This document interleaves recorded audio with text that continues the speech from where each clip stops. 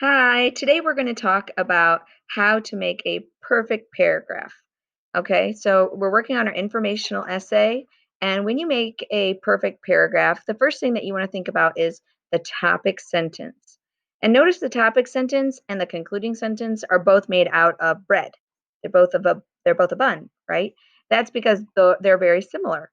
The topic sentence introduces the topic in a general way. And the concluding sentence summarizes what the rest of the paragraph is about. And all of it belongs in the sandwich. So every detail belongs under this topic, okay? So if your topic is about how hurricanes are formed, then every detail in here, every fact should belong to this paragraph. And that's why we organized our information in an outline the other day. So I'm actually going to go to my outline now. And I don't have nearly as many facts as you do because I really didn't want to do your job by collecting lots of facts and then showing you them, and then you would have all the answers, kind of. So I didn't do it quite that way. So instead, I'm going to kind of show you a shortened version of that. So looking at the outline here, I'm going to take paragraph 2 first, although you might want to start with paragraph 1. And the only reason I'm taking paragraph 2 first is because I have 2 facts for paragraph 2. Actually, I'm hoping you have 3 facts because that makes a good solid paragraph. And remember, our hamburger had the topic sentence and 3 supporting details, and then the conclusion, and that will allow you to have those 3 supporting details. So let me show you how I'm going to do this. I'm going to first highlight, and then I'm going to copy. Then I'm going to come over to my weather essay, and I'll have this assigned to you on Google Classroom. And then I'm going to paste. And these are just the directions for you to do. So I'm leaving those there for now, so I have those directions. So basically, this very first sentence, it can be, but doesn't have to be your topic sentence. So if you would rather reword that so you have something a little more creative than a question, how do hurricanes start or how do tornadoes start, feel free. Okay. The next thing you'll notice, I deleted those A's and B's because those are only there to organize our ideas. Now we're going to use words to organize our ideas instead. So how do tornadoes start? Well, I think I want to give a little bit of what I know about tornadoes first.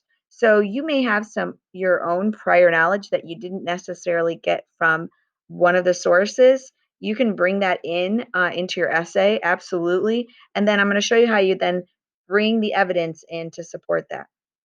So how do tornadoes start? Well, tornadoes begin with a storm system. Typically, this is when both um, warm and cold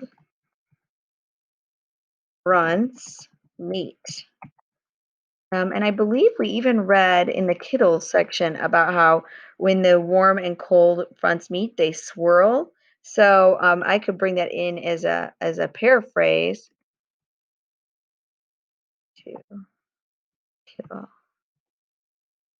Kittle.com. Um, these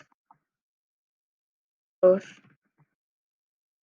cold and the warm air meet and begin to swirl is what causes one tornado,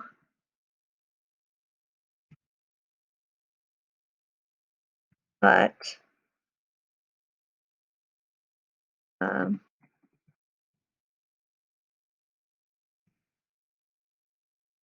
but according to Kill.com, sometimes tornadoes happen in groups. 148 tornadoes struck on the same day in April 1974. And now I don't really need to keep that link there. All right. I'm going to keep it in my notes right now because I may make a works cited page at the end, but we're not going to worry about that right now. So notice how I add some of my own thinking. I even brought in a paraphrase there, and that is what causes one tornado. But according to Kittle.com, sometimes tornadoes happen in groups. So I'm adding that interesting fact. And then now that I have my supporting detail, it's important to then sandwich in some, make sure you're including an explanation. So why is that important? So this means that a storm front can be very dangerous because more than one tornado may form and cause damage. Okay? All right, we've got another quote to use. Um, and so now the next quote says a supercell is a large, long-lived thunderstorm. It can produce some of the largest and most violent tornadoes. So, so not only can more than one tornado be formed, but if a supercell occurs, that is even more dangerous. According to Ducksters, a according to Ducksters, a supercell is a large, long-lived thunderstorm. It can produce some of the largest. And now for the bottom part of my bun.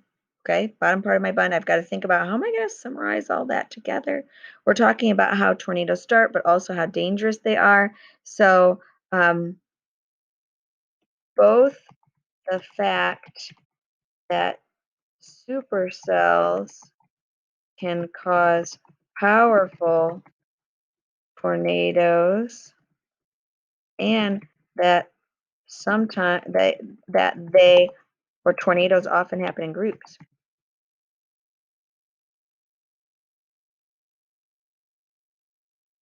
This makes tornadoes a very dangerous type of weather. Okay, perfect. Look at that paragraph. And notice, because I already had all the information in my outline, by using that information and then just doing the according to Ducksters, according to Kittle, or in the website Ducksters, or um, one fact from Ducksters. So you can vary that. It doesn't have to be according to every time. And I may change because I said according to a couple of times. I may change the wording on that because I feel like I said that too many times, right? But then after you use the quote, I'm explaining what that quote says. And then before you use the quote, you're leading your reader into it. So it takes a little bit of practice, and that's what I want you to do today. And today, I don't want you to stress about all your notes. That would be a lot. Today, I want you to do one paragraph well. So it didn't take me very long because I've done this many times, but this may take you a little while to think about how you want to say things and to be able to use the quotes properly. Make sure you pay attention to some of the grammar that I put in here too, like the commas. So if you look here, according to Kittle.com, oh, not that, it's right here. But according to Kill.com, comma, so before you start a quotation mark, you're going to have a comma first, and then you have your quotation mark. Your quotation mark starts at the beginning and then ends at the end of the quotation. So all of those things. And then lastly, don't forget to cite your sources. And that's what I did when I said this, according to Kittle.com. And sometimes you can do this, according to Kittle.com, and then actually say what the article was. And I'd have to look that back up again and say all about tornadoes or whatever it was. You can also add that in there too. All right, good luck.